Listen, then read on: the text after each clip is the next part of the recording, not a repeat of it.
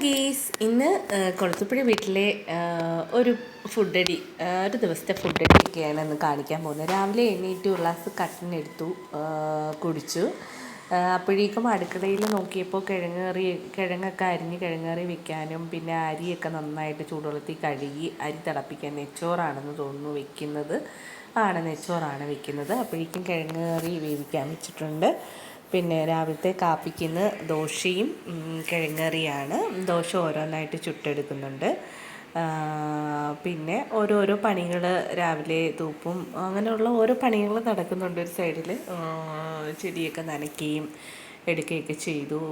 അപ്പോഴേക്കും ദോശയും കിഴങ്ങറിയൊക്കെ കടുവൊക്കെ താളിച്ച് റെഡിയാക്കിയിട്ടുണ്ട്.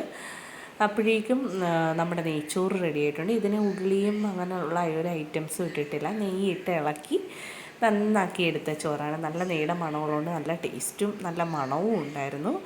പിന്നെ നമ്മളപ്പം ദോശയും കിഴങ്ങറിയൊക്കെ എടുത്ത് കഴിക്കാൻ സിറ്റൗട്ടിലേക്ക് വന്നിരുന്നു. അവിടെ ഇരുന്നാണ് കഴിച്ചത്. ഒരു ഗ്ലാസ് കട്ടനും എടുത്തിട്ടുണ്ടായിരുന്നു. സൂപ്പർ ടേസ്റ്റായിരുന്നു. നന്നായിട്ടത് കഴിച്ചു. കഴിച്ചതിന് ശേഷം നോക്കിയപ്പോൾ ചിക്കൻ കറിയൊക്കെ അടുപ്പിലാക്കിയിട്ടുണ്ട്. ഉച്ചയ്ക്ക് നെയ്ച്ചോറിൻ്റെ കൂടെ ചിക്കൻ കറിയാണ്. കുറച്ച് ചിക്കൻ അരപ്പ് പുരട്ടി വെച്ചിട്ടുണ്ട്. അത് ഇപ്പോൾ വറുക്കുന്നില്ല, വൈകിട്ടത്തേക്ക് വറുക്കാമെന്ന് വിചാരിച്ചു. അങ്ങനെ അത് മാറ്റി ഫ്രിഡ്ജിലേക്ക് വെച്ചിട്ടുണ്ട്. അപ്പോഴേക്കും പിന്നെ ഉച്ച സമയമായിരിക്കും. അപ്പം ഞാനും മക്കളും എല്ലാവരും കൂടെ ഒരുമിച്ചിരുന്ന് കഴിക്കാമെന്ന് വിചാരിച്ചു. ചോറും ചിക്കൻ കറിയും അച്ചാറും പപ്പടവും ഒക്കെ ഉണ്ടായിരുന്നു. അതൊക്കെ വെച്ച് നല്ലൊരു പിടി പിടിച്ചു.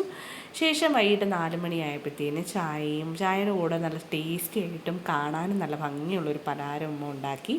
മുട്ടയൊക്കെ വെച്ചിട്ടാണ് അകത്ത് ഫില്ലിങ്. പക്ഷെ സൂപ്പർ ടേസ്റ്റായിരുന്നു. പിന്നീട് കേക്കും ജിലേബി ലഡുവൊക്കെ ഉണ്ടായിരുന്നു. അതൊക്കെ ശകലിച്ച കഴിച്ചു, സ്വീറ്റ്സൊക്കെ. പിന്നെ രാത്രി നൂഡിൽസും ഉപ്പുമാവും ചിക്കൻ കറിയൊക്കെ ഇട്ട് ചിക്കൻ ഫ്രൈ ഒക്കെ ഉണ്ടായിരുന്നു. നല്ലൊരു പിടി പിടിച്ചു. അപ്പോൾ ഗുഡ് ബൈ.